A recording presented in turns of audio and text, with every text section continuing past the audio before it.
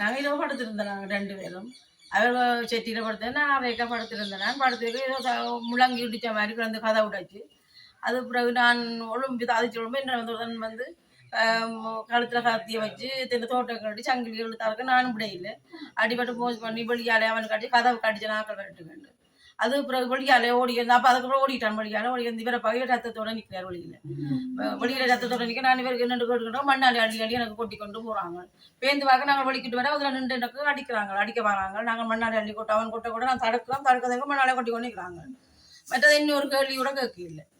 மற்றது எங்க காசு எங்க நகை எங்க அப்படி ஒன்றும் கேட்கல. இதுதான் செய்தாங்க. என்ன நடந்தது?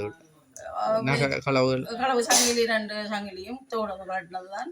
மற்றது இவற்றை எல்லாம் இருக்கு. இவருக்கு அடிச்சு சத்தம் மண்டையில ஒரு 10 ஏதோ பிடிச்சோன்னு சொன்னாங்க. ஹாஸ்பிட்டல்ல இப்ப பாட் பண்ணிருக்கு. அண்ணளவா எவ்வளவு நகை களவு இருக்கும்? எல்லாமே ஒரு 6 பவுன். 6 பவுன் போயிருக்கும். போலீஸுக்கு அறிவிச்சானீங்களா? போலீஸுக்கு அறிவிக்க ராத்திரி 1 மணிக்கு இருந்து அறிவிச்சோன்றிருக்கோம். நடந்தது நடந்தவங்க எல்லாம் அடிச்சோன்றிருக்கோம். மண்மண்ணுக்கு இன்னொரு தரம் வந்து எங்களுக்கு தகவல் எடுக்க தெரியல. அப்ப நாங்கள்